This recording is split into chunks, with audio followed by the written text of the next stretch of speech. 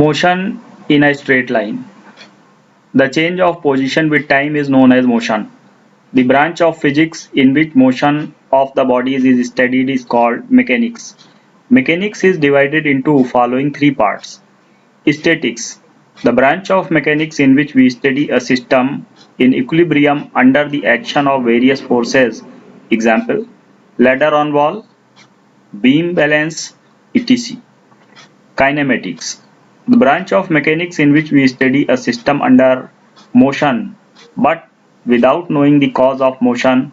Example, circular motion, parabolic motion, etc. Dynamics.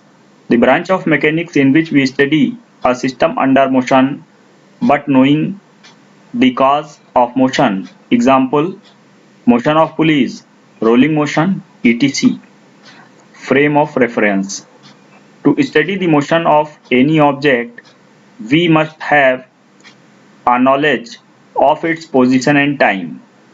The stationary point or place with respect to which we measure the position and time of a object is known as frame of reference. Example, a moving train. Frames of reference are of following types: Cartesian coordinate system, polar coordinate system, cylindrical coordinate system. Cartesian coordinate system. In this coordinate system, the position of the object is decided by orthogonal coordinates x, y, z, and the time is measured by a clock. Along with clock, this coordinate system is known as Cartesian frame of reference. Cartesian frame of reference is of following types. Inertial frame of reference. The frame of reference which is at rest or uniformly moving is known as inertial frame of reference. Example, Earth is moving uniformly about its polar axis. Therefore, Earth is considered to be inertial frame of reference. Next is uniformly moving train. Number 2, non-inertial or accelerated frame of reference. The frame of reference which is moving under a constant acceleration is known as non-inertial frame of reference. Example, train moving with constant acceleration. Number 2, rotating frames of reference. Number 3, a freely falling body. Next is motion in a straight line. The motion of an object is said to be one-dimensional or straight line or rectilinear when one of the three coordinates specifying the position of the object changes with time. Example, the motion of the car on the road, an object falling freely under gravity.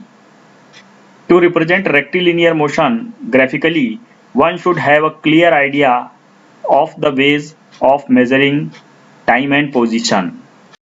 Measurement of position. Number 1, origin. For the measurement of position, we select some reference point from which we observe the motion known as origin. Origin is assigned as x is equal to 0. Number 2 is direction. Position is taken as positive along right and above the origin and negative along left and below the origin. Third is unit. The selection of unit of position depends upon the magnitude of the distance moved by the object. Measurement of time. Number 1, origin. Select any instant of time as origin. Origin is represented as 0. In fact, t is equal to 0 is the moment from which we observe the motion. Number 2, direction. The time always increases and hence time is taken as positive in positive direction of x-axis. Negative time is impossible. Number 3, unit. The selection of unit of time depends upon the magnitude of the time interval to be measured. Speed. The rate of change of position of an object with time is known as speed. Speed is equal to distance travelled upon time. V is equal to d by t. Speed is a scalar quantity. Its MKS unit is meter per second and dimensional formula is LT minus 1. Types of speed. 1. Uniform speed. If an object covers equal distances in equal intervals of time, then the object is said to be moving with uniform speed. Example, the motion of hands of a clock. Number 2, variable speed. If an object covers unequal distances in equal intervals of time, then the object is said to be moving with variable speed. Example, the motion of a bicycle. Number 3, average speed. If an object is moving with variable speed, then the average speed can be obtained by calculating the mean of different speeds or the ratio of total distance to the total time. Average speed is equal to total distance traveled upon total time taken. Instantaneous speed. The speed of an object moving with variable speed at a particular instant is known as its instantaneous speed. If the distance traveled in small time interval delta t is delta s, then the instantaneous speed of the object v is equal to limit delta t tending to 0 delta s by delta t is equal to ds by dt. Example, in vehicles of speedometer measures the instantaneous speed. Velocity.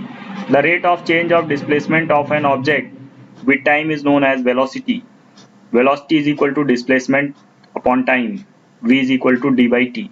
Velocity is a vector quantity. Its MKS unit is meter per second and dimensional formula is LT minus 1. Types of velocity. Number 1, uniform velocity. If an object makes equal displacements in equal intervals of time, then the object is said to be moving with uniform velocity. Number 2, variable velocity. If an object makes unequal displacements in equal intervals of time, then the object is said to be moving with variable velocity. Average velocity. Average velocity of an object moving with variable velocity is defined as the ratio of displacement between initial and final positions to the total time taken during motion. Average velocity is equal to total displacement upon total time. If the total displacement of an object in time interval delta t is delta s, then average velocity v average is equal to delta s upon delta t. 4 is instantaneous velocity. The velocity of an object moving with variable velocity at a particular instant is known as its instantaneous velocity. If the time interval delta t is very small, delta t tending to 0, then the average velocity of an object is equal to its instantaneous velocity. V is equal to limit delta t tending to 0, V average. Substitute the value of V average from above equation. V is equal to limit delta t tending to 0 delta s by delta t. This will be equal to ds by dt. Note, uniform velocity is possible only when a particle is moving in a straight line with uniform speed. Acceleration. The rate of change of velocity with time of an object is called the acceleration of that object. Acceleration is equal to change in velocity upon time interval. Acceleration is a vector quantity represented by a. Let an object starts moving with velocity small u and after time small t, its velocity becomes v. Then the acceleration of the object a is equal to v minus u by t. The unit of acceleration is meter per second square and dimensional formula is lt minus 2. If the velocity of an object increases with time, then acceleration is positive, and if velocity decreases with time, then acceleration is negative. Negative acceleration is known as retardation. Types of acceleration. Number 1, uniform acceleration. An object is said to be moving with uniform acceleration if its velocity changes by equal magnitude in equal intervals of time. Variable acceleration. An object is said to be moving with variable acceleration if its velocity changes by unequal magnitude in equal intervals of time. Number 3, average acceleration. The ratio of change in velocity in between initial and final position to the total time of motion of a moving body is known as its average acceleration. Average acceleration is equal to change in velocity upon total time. If the velocity of a moving object at time t1 is v1 and at time t2 is v2, then average acceleration of the object is a average is equal to v2 minus v1 upon t2 minus t1 is equal to delta v upon delta t. Instantaneous acceleration. If the velocity of a moving object changes by delta v in very small interval of time delta t, then the instantaneous acceleration of the object a is equal to limit delta t tending to 0 delta v by delta t is equal to dv by dt is equal to d dt of ds by dt. Therefore, a is equal to d2s upon dt2. Uniform motion. The motion of a particle is uniform if its position coordinate is a linear function of time.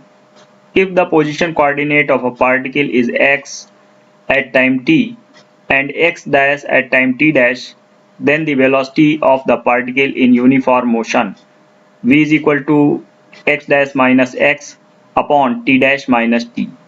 Uniform motion can be graphically represented in two ways.